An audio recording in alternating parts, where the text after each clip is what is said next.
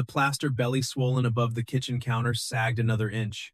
A heavy, rhythmic drop of rust-colored water hit the plastic bucket on the floor hard enough to splash the rim, exhaling the sharp, chalky scent of wet drywall and oxidized copper. The water had found the path of least resistance, tracking along the ancient electrical conduit and pooling precisely where the structural integrity was weakest. I kept my heavy tactical flashlight angled upward, tracing the spreading, ugly brown stain across the ancient ceiling joist of apartment 4A. The old horsehair plaster was rapidly reaching its saturation point. I didn't need a digital moisture meter. I pressed the hard rubber handle of my screwdriver against the damp ceiling, and the material yielded immediately, soft and spongy like wet cardboard. The joist, hidden behind it, creaked under the shifting load. The crack spread outward, dropping a fine mist of white dust onto the cracked linoleum. The heavy wooden front door slammed open against the hallway wall, the rusted brass hinges screaming in a high-pitched protest. If this ceiling falls, my commercial kiln dies, and so does my career, a woman said, her voice vibrating with pure, unfiltered panic. I lowered the harsh beam of the flashlight so I wouldn't blind her. She stood frozen in the threshold, her boots dripping city slush onto the floorboards. Her arms were wrapped tightly around a heavy cardboard box stamped with bright red, fragile warnings, overflowing with plastic bubble wrap and unglazed ceramic bowls. Her dark hair was pulled into a messy, chaotic knot, held entirely by a single, paint-splattered chopstick. A thick streak of pale gray clay smeared across her left cheekbone, highlighting the dark, exhausted circles under her eyes. She marched directly into the cramped kitchen, her boots leaving wet tracks, and dropped the box onto the stained Formica counter. The cheap particle board wood groaned under the sudden, massive weight. "I'm Lyra James. I lease this studio," she breathed, her dark eyes darting nervously from the dripping ceiling to my face. She was shivering, whether from the freezing draft in the hallway or the sheer adrenaline of an impending disaster. I couldn't tell.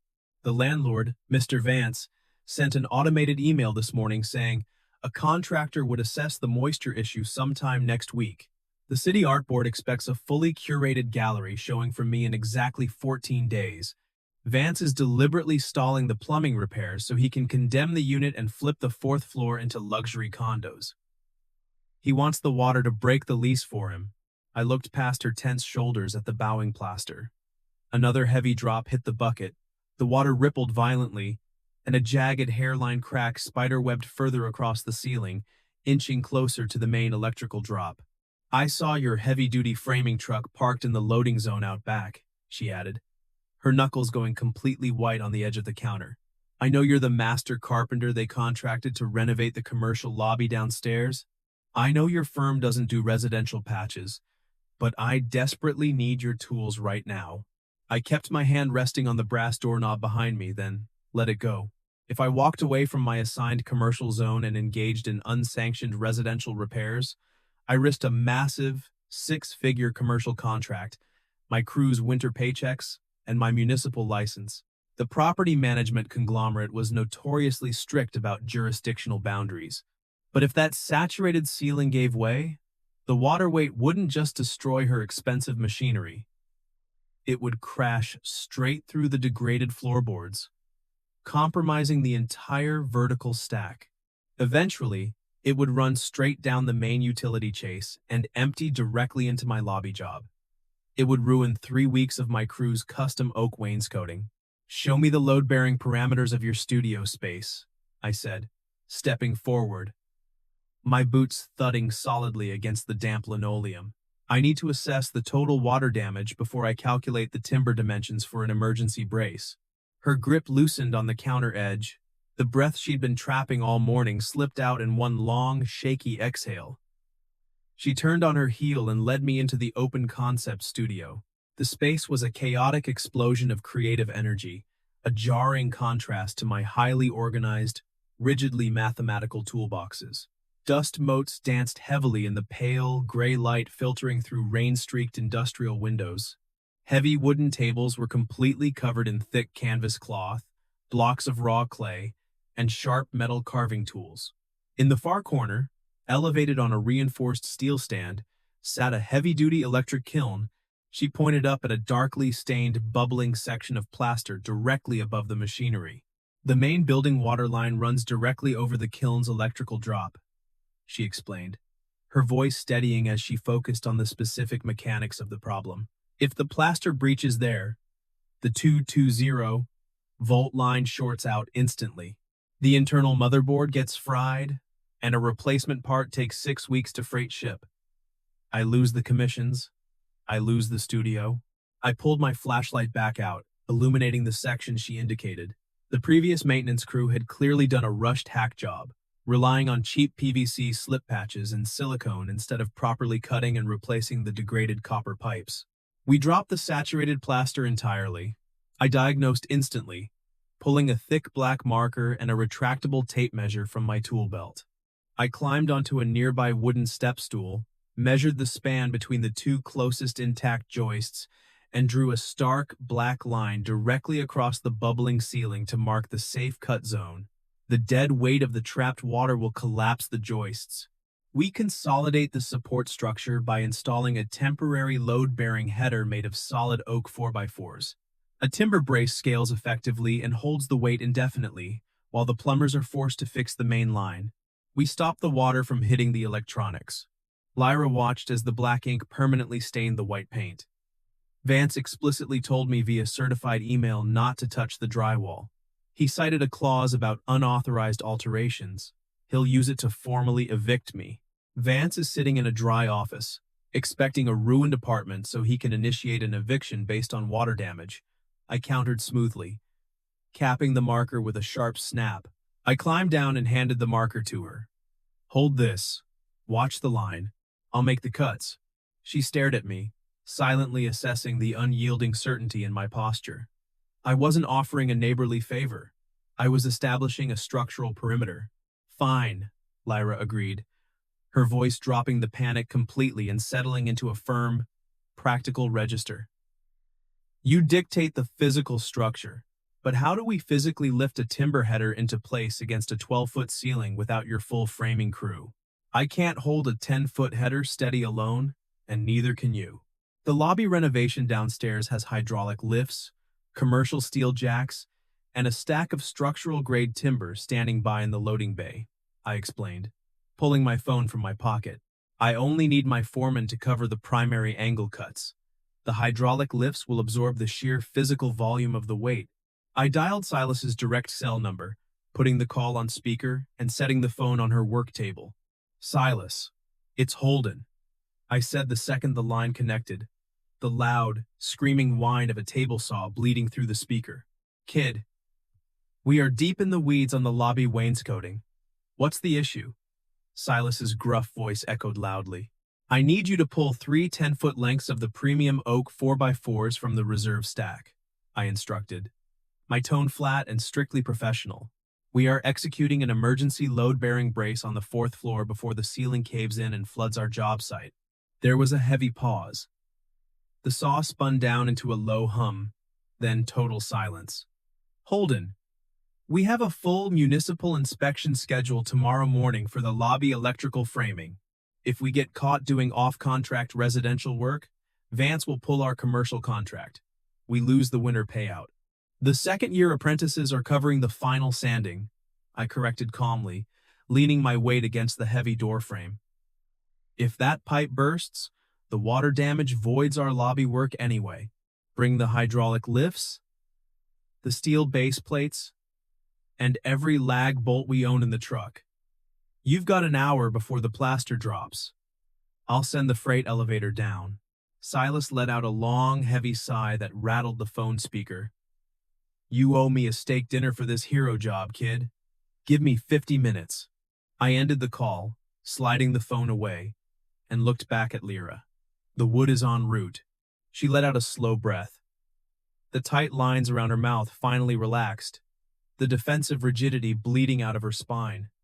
She reached out, her hand lightly gripping the rough canvas of my coat sleeve. The physical contact was incredibly brief, just a tap, but it sent a grounding jolt of heat straight through the damp, freezing environment. Thank you, Holden, she said, her voice dropping to a quiet, genuine register. I steadied her by the elbows, careful and entirely brief, offering a momentary physical anchor before letting go completely. You manage the landlord and the emails. I'll manage the wood. Now, completely clear this specific corner of the studio of any fragile ceramics. I need a 10-foot drop zone for the lumber. By 8 p.m. that evening, the drafty artist's apartment had been completely transformed into a clean, controlled work zone. Silas had arrived grumbling, pushing a steel flatbed cart loaded with raw, pale oak timber. He complained loudly about his knees and the lack of a proper service elevator, but his large hands moved with the practiced, mechanical efficiency of a 30-year veteran. We rapidly established a mathematically safe support system before the ceiling could shift further. I positioned the heavy steel base plates on the floor, measuring the exact distance to the load-bearing brick wall.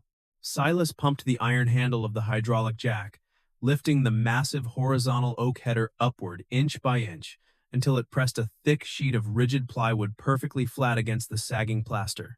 The rig distributed the tremendous weight evenly across the building's core skeleton, completely bypassing the weakened joists. The chaotic, dripping sound of the leak had been replaced by the reassuring, rhythmic thud of my heavy framing hammer driving steel lag bolts deep into solid oak. The smell of wet rot was entirely overpowered by the sharp, clean scent of freshly cut timber and sawdust. I was standing on the third rung of an aluminum stepladder, tightening the final steel bolt with a heavy socket wrench, locking the joint permanently. The front door swung open, the rusted hinges squeaking slightly, and Lyra walked back into the apartment. The terrified edge of panic was gone from her face. She walked directly over to my ladder, carefully navigating the scattered sawdust, carrying 2 thick-walled ceramic mugs. She set one down precisely on the corner of my workbench, well away from my power tools and the tangle of extension cords. "Black coffee. High octane," Lyra said quietly, wrapping her clay-stained hands around her mug and taking a slow sip. I remember my dad practically lived on the worst diner coffee imaginable when he was running his framing crew back home in Ohio. "Figured you ran on the same fuel." I stopped hammering. I set the heavy tool on the top step, climbed down, and picked up the mug. The ceramic was incredibly hot, providing a grounding physical sensation in the chilly room. I took a deep drink.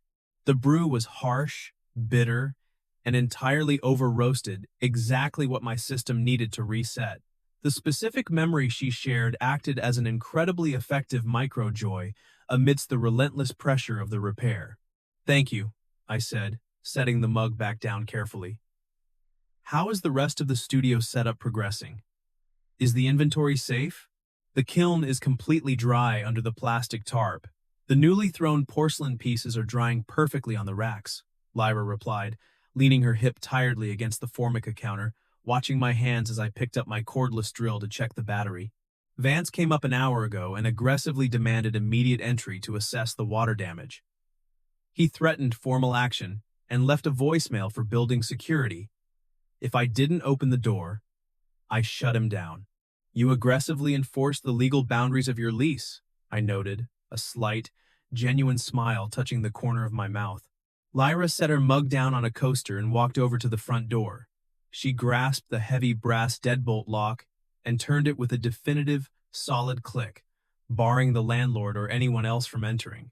She walked back to the kitchen, crossed her arms, and stared up at the perfectly leveled wooden brace holding the ceiling together. She stared at the locked door, then up at the solid timber. Her shoulders dropped a fraction, the tension visibly bleeding out of her spine, her breathing finally slowing to an even rhythm as the room stopped chasing her. "Don't be the boss in here right now," I said, my voice quiet but unyielding. "You manage the art tomorrow, I manage the structure." Lyra let out a shaky breath. A brilliant, unguarded smile broke across her tired face. "Okay." I stepped back, dropping my hands, maintaining the perimeter. "If you want to rest, take the bedroom. Your call. I'm not moving you anywhere, but you require horizontal sleep to function optimally for your commission work tomorrow. You're remarkably bossy for a guy who barely spoke 2 words to me all year in the hallway," she noted, picking up her coffee mug. the vibrant spark returning to her dark eyes. I'm a master carpenter, I corrected smoothly, picking up my drill and turning back to the brace. It's literally in my job description to tell people where to stand safely so they don't get crushed. Get some rest. The official city inspection the following afternoon was a fast-paced war zone of urban bureaucracy. The municipal inspector was a severe man in a cheap gray suit, carrying a heavy digital tablet and a laser measuring tool. Vance stood right behind him, wearing an expensive camel hair coat, his eyes darting to the water damage with a smug, predatory smile, eagerly waiting for the unit to be legally condemned. I stood solidly near the kitchen entrance, arms crossed over my flannel shirt. I managed the intense situation with calculated triage logic. The original plaster is compromised and the drywall is failing due to severe moisture exposure, the inspector stated flatly, tapping his stylus against his tablet. This constitutes a severe safety hazard. The plaster is irrelevant to the immediate safety of the unit, I countered, my voice cutting cleanly through the quiet room. The structural integrity of the primary floor joist is completely secured by temporary shoring, engineered from solid oak. It falls perfectly within code for emergency stabilization while awaiting permanent plumbing repairs. The inspector paused, looking up at the massive 4x4s. He pulled out a small digital level and placed it against the vertical beam. His eyes tracked the heavy lag bolts and the flush alignment of the plywood board spreading the load. The bubble in the level was perfectly centered. He couldn't deny the physical reality of competent, code-compliant carpentry work. Vance pushed forward, his smug smile vanishing. That is an unauthorized structural alteration. It violates Section 7, Paragraph 4 of her standard residential lease. I want it torn down immediately. The lease explicitly requires immediate mitigating action to prevent catastrophic property damage. Lyra interjected smoothly, stepping forward with a printed stack of papers. I emailed you the formal structural assessment from a licensed master carpenter yesterday afternoon at 3 p.m. I have the digital read receipts proving you opened the file. Furthermore, I have the failed maintenance logs from the plumbing company you hired last year. You failed to respond to a documented issue. The emergency repair was legally mandated. Vance glared at her, the arrogant corporate energy evaporating into quiet rage as his paper trail was completely exposed. I want that heavy brace removed by tomorrow morning. I uncrossed my arms. I turned my body fully to face Vance, physically blocking his direct line of sight from Lyra, creating a momentary vacuum of calm in her immediate space. Mr. Vance, listen to me very carefully, I said, keeping my voice low and entirely steady. The temporary shoring is mechanically sound. I will absolutely not compromise the physical safety of this building to appease a landlord who doesn't understand load-bearing walls. You tell your contracted plumbers to fix the main water line upstairs immediately, and then, and only then, the brace comes down. Vance stared up at me, actively absorbing the unyielding certainty in my tone. The predatory energy failed against solid wood and hard facts. The inspector tapped his screen. He's right. The shoring is approved temporarily pending permanent repair. I'm issuing a formal written order requiring the landlord to complete the main plumbing repairs within 72 hours, or the city escalates enforcement fines, emergency abatement, and an order compelling immediate repair. The inspector rapidly generated the digital citation, emailed a copy to Vance's phone, and Vance stormed out of the apartment without another word, the heavy door clicking shut behind him. Silas, who had been quietly leaning against the back wall the entire time, let out a low whistle. Silas shook his head, then left the last heavy lag bolt on my bench like a signature. You owe me a steak dinner for this hero job, kid. See you in the lobby tomorrow. He offered Lyra a brief nod, entirely devoid of pity, and walked out, the door closing softly behind him. Lyra let out a massive, triumphant breath, her hands dropping to her sides. She turned directly to me, her dark eyes shining brilliantly. You completely dismantled his argument, she said, her voice remarkably steady. I just pointed out the basic physics of a failing building, I corrected mildly, picking up my tool belt. The following week settled into a new, unexpected rhythm. The frantic survival mode evolved into a quiet domestic baseline. When I came up from the commercial lobby renovation, exhausted and covered in drywall dust, there was often a small, hand-thrown ceramic bowl filled with whatever chaotic meal she had successfully attempted to cook, sitting precisely on my doormat.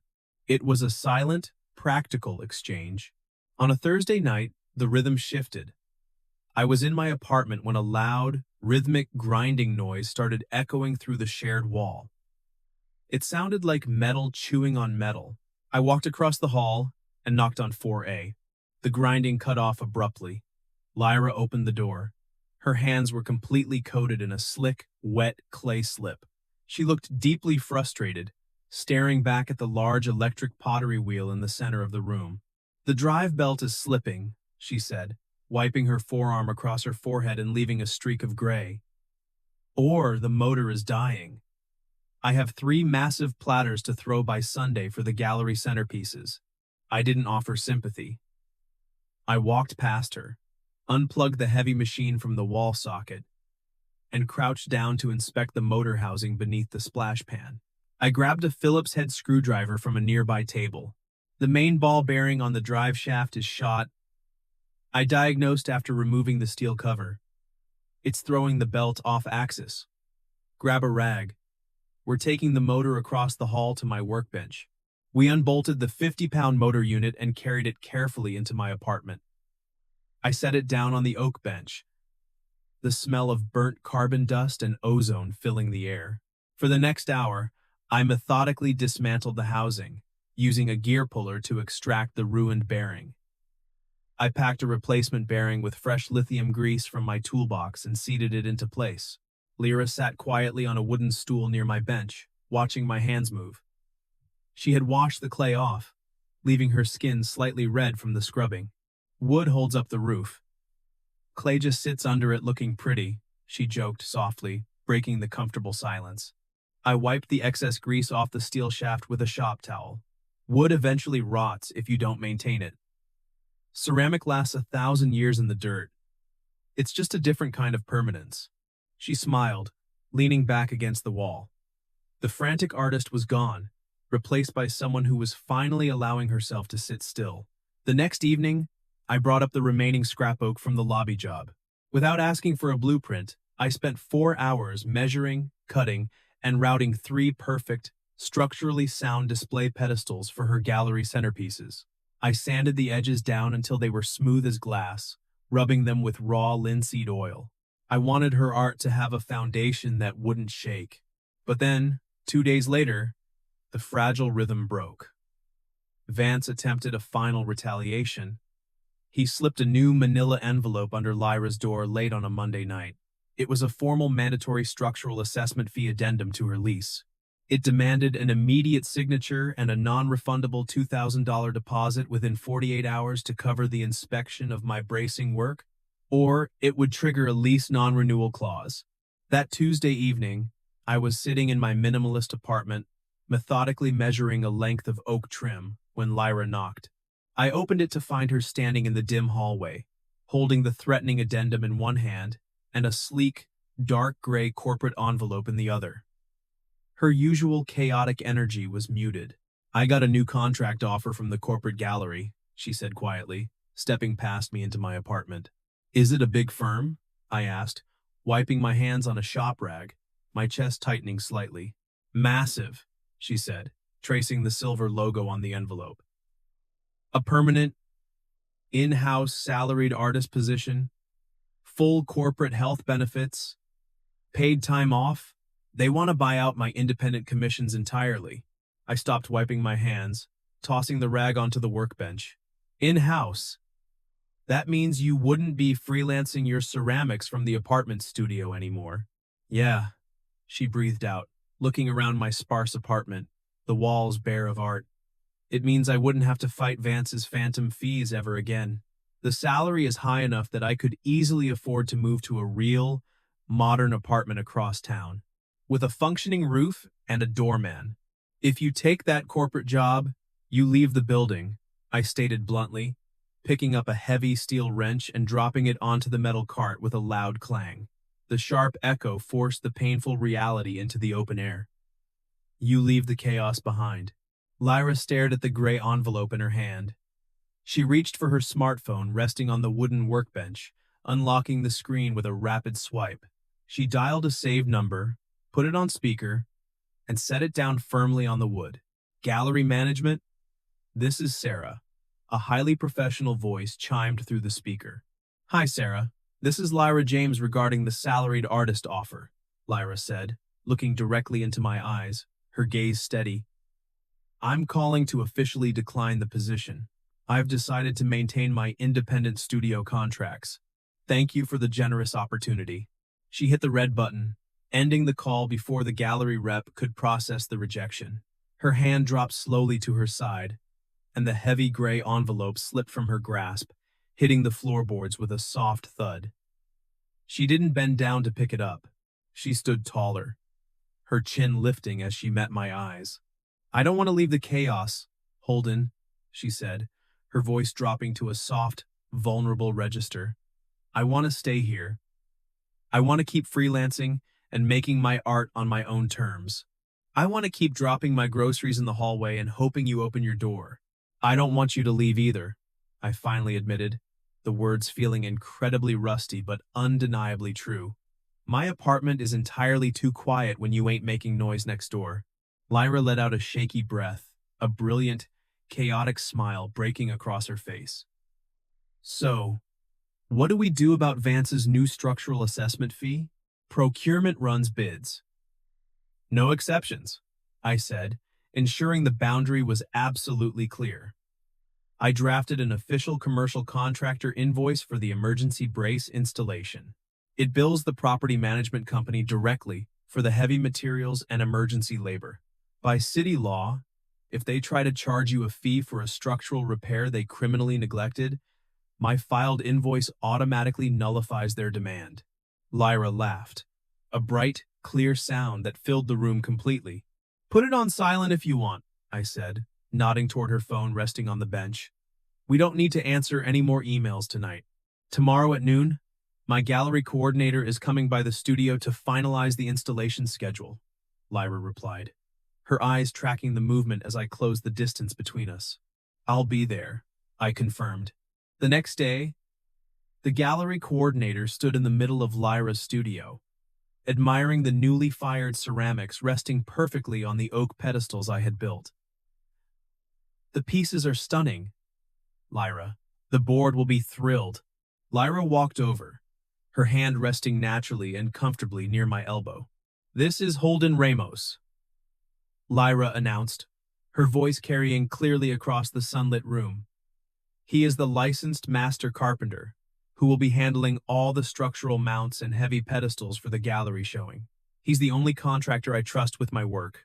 He is the licensed master carpenter who will be handling all the structural mounts for the gallery showing. The coordinator nodded, acknowledging my credentials. We've seen your lobby work downstairs. The gallery is in excellent hands. When the coordinator left, Lyra walked over to the kitchen counter and pulled a pristine white ceramic plate toward her. It held a single, perfect slice of a dark chocolate tart she had brought from the bakery down the street.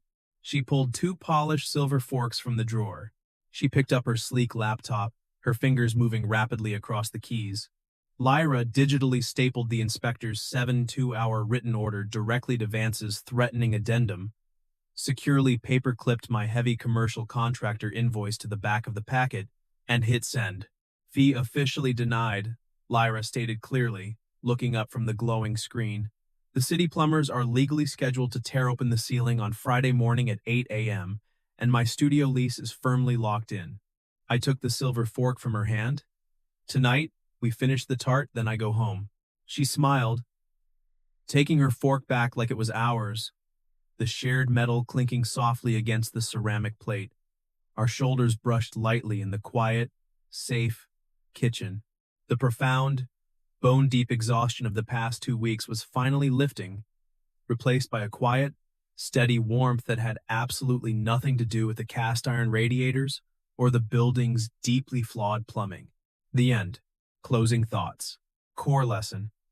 Real stability is finding someone who stands in the wreckage with you to fix the broken pieces, instead of looking for an easy exit. Green flag. He didn't offer empty reassurances. He secured the tools, built the structure, and took the physical weight off her shoulders without taking away her power. Please like and subscribe so we can share more stories like this.